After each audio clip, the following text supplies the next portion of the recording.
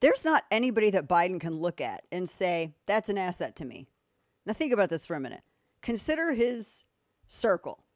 Is there anyone that you consider he has as an asset? Think of it. Just a minute. Anyone in Biden's circle you can think of that is an actual asset to him, right? That adds some value, that gives him a bit of pump, right? Anybody? No. And I think Democrats are actually realizing this for the first time. They're freaking out over it. Ooh. Whereas I'm sitting back and having popcorn, they're freaking out over it, which is why I feel like this debate is so... You know who Trump should take as his debate guest? London Roberts. They should have London Roberts and Navy Jones sitting first, front row, and center at the debates. Kane. Yeah. Please tell me that somebody in his camp thought of it. Please. I should be the Ministry of Pettiness. I won't take a check. I just do it for the love. Just give me a plaque and give me some, give me a door fob. I'm cool. But they should have London Roberts and Navy Jones sitting front and center, right? And every single time Biden brings up something that Trump can't address because of the gag order, Trump should just then point to the granddaughter just to mess with him. Every time. Every time he could just, let's ask Navy Joan what she thinks. Every single time. That's what I would do. If I were debating Biden, I would do everything possible, right? Everything to throw. Because Biden, you can push Biden's buttons easily. He's always been like that. Always been like that. So this debate's Thursday. He's in Camp David. He's getting all jacked up with who knows what. I bet Hunter's up there.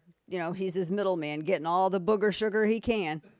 Doing everything he can, getting them all decked out. He's going to need it. He's going to have to go back on commercial break for infusions. Goodness. Now, while this was happening, one of the debate moderators, and this is audio somebody seen. So one of the debate moderators came up in a segment, and it was the press secretary for the Trump campaign, who was on with CNN's Kasie Hunt.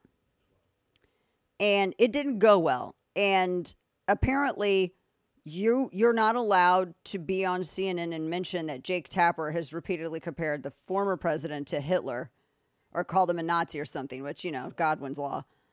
Apparently, that's not something you're allowed to, I don't know, listen unbiased. to. Yeah. Go ahead, listen to this. 12. Audio somebody 12. What do you expect from Joe Biden? Well, first of all, it takes someone 5 minutes to Google Jake Tapper, Donald Trump, to see that Jake Tapper has consistently, we're going to stop this interview if you're going to keep President attacking Trump my colleagues. Adolf Hitler. Ma'am, I'm going to stop this interview if you I'm continue to attack my colleagues. My colleagues. I would like to talk about Joe Biden and Donald Trump, who you work for. Yes. If you are here to speak on his behalf, I am willing to have this conversation. I am stating facts that your colleagues have stated in the past. Okay, now, I'm sorry, guys. We're going to come back out to the panel. Caroline, thank you very much for your time. You are welcome to come It's just back. weird because I can't tell you how many times on CNN they would have guests on that would say that I was a murderer, that I was a Nazi, that I owned Congress people. That actually happened. Quote, I don't care about these children's lives, and they're talking about me. She owns these congressmen. And everyone's like, everyone from Jake Tapper to Brian Stelter. I mean, to say nothing of the town hall that Tapper moderated, and we're all there. It's so apparently you're attacking people if you said this is stuff that they actually said. How is that an attack? Wait a minute. Laughs in Jeffrey Toobin. But that would have been my response. I would have said, "Oh, I'm sorry. I should have realized that the only acceptable way to treat your colleagues is to have a singular romantical time on a Zoom call like Jeffrey Toobin did. Toobin it is a verb for a reason. Yep. She should have brought that up just to throw it back in her face. She just was already, you can always tell when you do these hits if the television show, if the host of that, I didn't even know, what's her name? Kasie? I don't know. Her name's Kasie.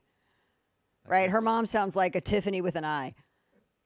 Well, how do you say her name? I think it's Kasie. I don't know. Did she host a show? I don't even know she hosted a show. Kasie with a K. I can tell she owns a flat iron because, golly.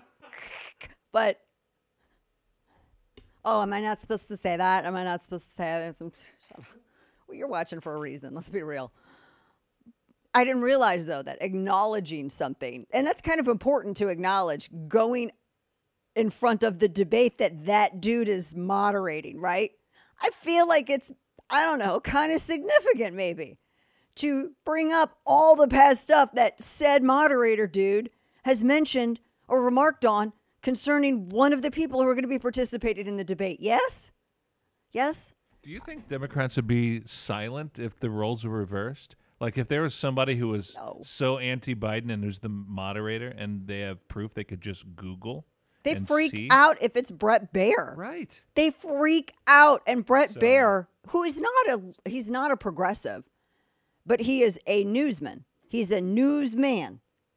And they freaked out because of him, just because of his affiliation, because he's viewed as being on the right. It's just so wild.